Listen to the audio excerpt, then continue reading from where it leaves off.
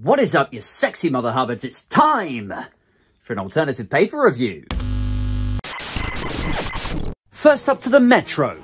A click in the teeth for Charles. This is a story that Harry and Meghan have modestly rebranded their website to be Sussex.com. It says Prince Harry and wife Meghan have been accused of kicking his father while he's down. Oh my god, what's happened? Did they call him a bellend? By relaunching their website complete with royal titles and crests. Oh, all right. People clicking on their new Sussex.com site see slick images of the smiling Duke and Duchess and their coat of arms. And basically what this all comes down to is supposedly, according to various royal correspondents, the Queen forbid them from using, like, the Duke and Duchess and sort of royal imagery and titles. And now the Queen has snuffed it. Now they're like, actually, do you know what? We quite like Sussex.com. And maybe we're going to use the royal crests and stuff. Now, look, this is exactly the sort of story that 20 years or 50 years from now, we'll look back on this and we'll be like, huh?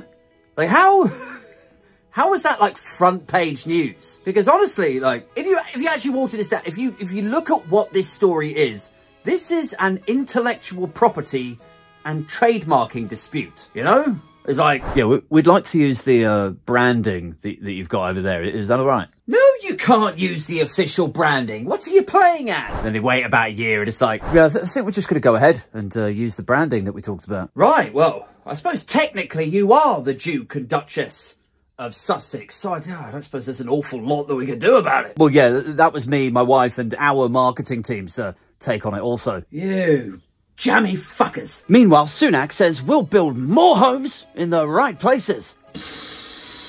Will you, though? Will you? I mean, I just can't see. Here's the funny thing about, like, the housing crisis, is that whenever you scrutinise government or attempt to hold them to account, you say, how come you haven't successfully built 300,000 homes, which is what you always commit to? 300,000 a year, you've never met that target. Demand is so high and the supply is so slow that the housing crisis just keeps getting worse and worse and worse. Whenever you try to hold them to account, the response is always the same. It's like, well, we can't build on the green belt because it's lovely British countryside. Always with a little dollop of Britain is full. You know, if we've just come off the back of a conversation about asylum seekers, Britain is full. We're already full. Now you want to welcome more people in and you want to build more houses? No. Or it's like, well, government don't actually build houses, guys. We don't build the houses. It's housing development companies. It's your property developers that build. Just go and talk to them and construction companies. So when I read stuff like this, we will build more homes in the right places, I'm like, I thought you didn't build homes. It says Sunak will put rocket boosters under the construction industry. But to my mind, I mean, they just won't. For all their talk about Brexit and cutting red tape and all of the rest of it, the fact of the matter remains,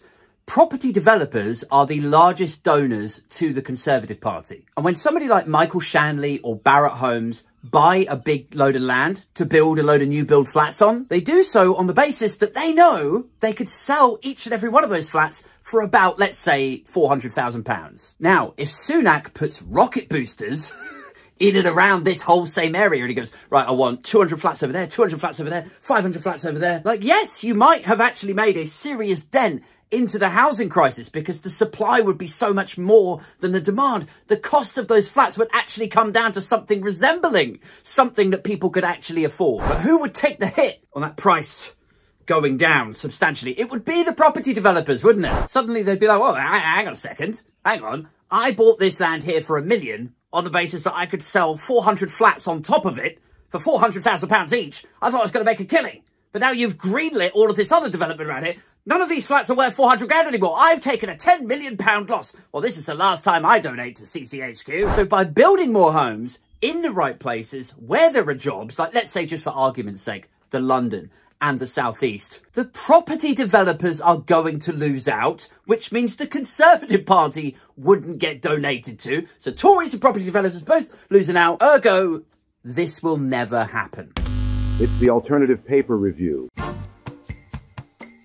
Finally, to the Telegraph. France's EDF tells the UK to pay up for nuclear. So I don't know if you know this, right? But in our quest to move away, if not just dilute our reliance on fossil fuels, we are exploring or re-exploring nuclear power. Now, don't get too excited because it's not like it's Great British Nuclear Power energy company over here, right? They're actually being built by a French energy company called EDF, which I think is pretty funny because it's like, you know, the context of all of this is like, we've got to reduce our reliance on foreign energy, guys. Yeah. Oh, okay. How should we do that? Oh, let's just outsource it to France. Now, I don't know. Maybe you're a fan of outsourcing.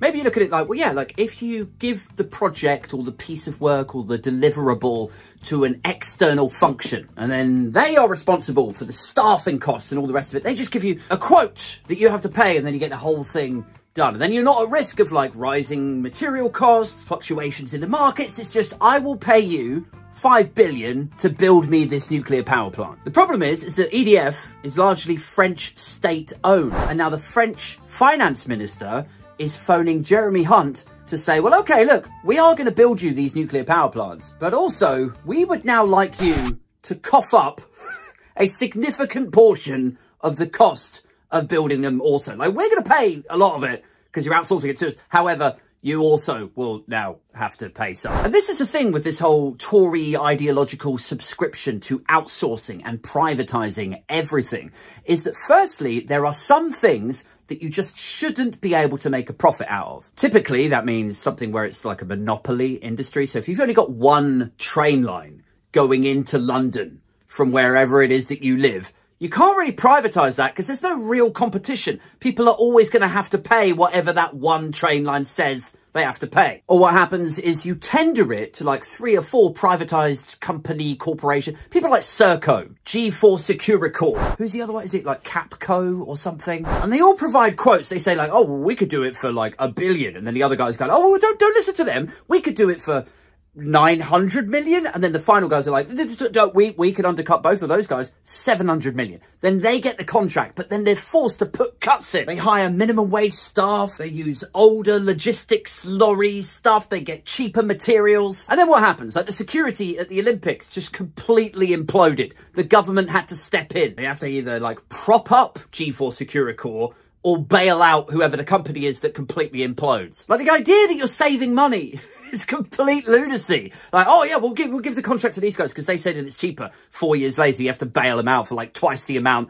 than you were originally saving. And anyway, this is a similar that, right? So you've got the British state who have outsourced it to EDF. EDF are French state owned. The French finance minister is like, well, actually, the costs have ballooned since we first talked about this. And we think, actually, in the interest of fairness, it's only fair if you cough up half of the extra tens of billions that it's now costing. Like, I would just once, I'd love to see some stuffy, pink-cheeked Tory descend from the backbenches and just go, all right, look, listen, guys, here's how it is. We tried to do it on the cheap. We tried to outsource it to reduce the burden on the taxpayer, but actually it's worked out twice as expensive. We should have just built it ourselves here in the UK. We would have had our own British energy supplier asset worth billions. But now, because we're all drunk on Tory doctrine, we don't have that, we're out of pocket, and we haven't reduced our reliance on foreign energy suppliers. So yeah.